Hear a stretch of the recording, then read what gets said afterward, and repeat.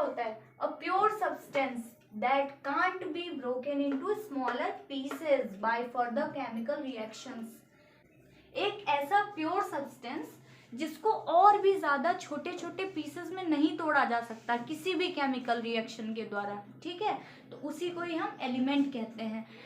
ऐसा नहीं है कि फिर तोड़ा ही नहीं जा सकता है, उसको न्यूक्लियर रिएक्शंस कराई जाती है तब जा करके वो टूटता है, लेकिन किसी भी नॉन न्यूक्लियर रिएक्शन के द्वारा उस प्योर सब्सटेंस को और भी ज्यादा स्मॉलर पीस में नहीं तोड़ा जा सकता है, ठीक है। Can't be broken down by, यहाँ पे देखिए मैंने लिखा है non nuclear reaction means nuclear reaction के द्वारा तो उसे और छोटे पीस में तोड़ सकते हैं, लेकिन अगर वो नॉन न्यूक्लियर रिएक्शन है तो उसके द्वारा नहीं तोड़ सकते हैं, ठीक है।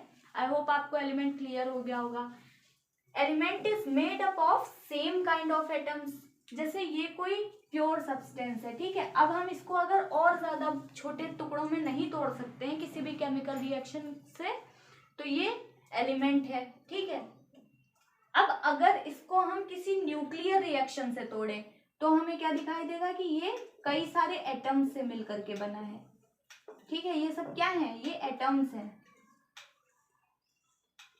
ये एटम्स से मिलकर के बना है। और एक एलिमेंट मतलब एक एलिमेंट में जितने भी ये एटम्स होंगे ये सारे के सारे एटम्स एक ही प्रकार के होंगे, ठीक है। ऐसा नहीं है कि एक कार्बन एटम हो, दूसरा हाइड्रोजन एटम हो और तीसरा ऑक्सीजन एटम हो तो वो एक एलिमेंट हो गया ना, तो वो तो अलग अलग एलिमेंट्स हो गए ना, वो अलग चीज है। किसी भी एलिमेंट के सारे एटम्स एक ही टाइप के होंगे। अगर ये कार्बन एटम है तो ये भी कार्बन एटम होगा और ये सारे के सारे कार्बन एटम होंगे, ठीक है। अब देखिए एटम फिर होता क्या है? Atom smallest unit of element is known as atom. इस एलिमेंट की जो सबसे छोटी सी यूनिट है, मींस न्यूक्लियर रिएक्शन करके जो सबसे छोटा भाग निकाला जा सकता है वही होता है एटम, स्मॉलेस्ट यूनिट होती है, ठीक है। और एक और चीज ध्यान देने वाली है, देखिए हम जब भी कोई फिजिकल रिएक्शन करते हैं, फिजिकल चेंजेस हो गए, मान लीजिए ये मान लीजिए सल्फर है, ठीक है, या आप कार्बन भी मान लीजिए, यह भी सॉलिड फॉर्म में है, ठीक है। अगर हम इसको लिक्विड फॉर्म में कर दें तो इसके एटम्स चेंज हो जाएंगे? नहीं, उसका फिजिकल स्टेट तो चेंज हो जाएगी, फिजिकली चाहे कोई भी चेंज हो जाए लेकिन एटम्स वैसे के वैसे ही रहेंगे, एटम में कोई चेंज नहीं आएगा, ठीक है। एटम इसमें ऐसे के ऐसे ही रहेंगे, वो दूर दूर हो सकते हैं, वो पास पास हो सकते हैं ना, लिक्विड हो गए तो वो दूर दूर हो गए, अगर वो गैस बन गए तो और ज्यादा दूर दूर हो गए, सॉलिड में और पास पास आ गए, लेकिन ये सारे के सारे एटम्स रहेंगे एक जैसे ही, वो अनअफेक्टेड रहेंगे। ये नहीं कि इनका शेप चेंज हो गया या बदल करके कुछ और हो गया। अब एलिमेंट्स को हम रिप्रेजेंट कैसे करते हैं? एलिमेंट्स को हम उनके सिंबल से रिप्रेजेंट करते हैं। अब जैसे हमें कहना है कि ये कार्बन का एलिमेंट है तो सी से रिप्रेजेंट कर देंगे, ठीक है। अगर हमें कहना है कि ये आयरन का एलिमेंट है तो Fe से रिप्रेजेंट कर देंगे, ठीक है। तो कई सारे सिंबल्स दिए गए हैं डिफरेंट एलिमेंट को। एलिमेंट्स बेसिकली 3 टाइप के होते हैं। एलिमेंट्स ही होते हैं जिनको हम मेटल्स, नॉन मेटल्स या फिर मेटेलॉइड्स में डिफ्रेंशिएट करते हैं, ठीक।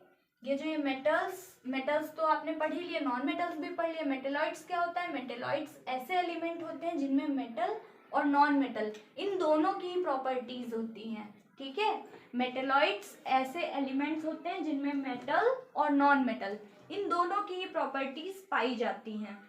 यूनिवर्स में पूरी दुनिया में जितनी भी चीजें हैं वो इन एलिमेंट्स के ही मिलने से बनी है, ठीक है। जैसे आप वाटर का एग्जांपल ले लीजिए, H2O होता है ना वाटर, यानी कि इसमें हाइड्रोजन और ऑक्सीजन ये 2 एलिमेंट मिले हुए हैं, ठीक है। कार्बन डाइऑक्साइड में CO2 है ना। ऐसे ही दुनिया में जितनी भी चीजें हैं वो सारी की सारी डिफरेंट एलिमेंट्स के मिलने से बनी है।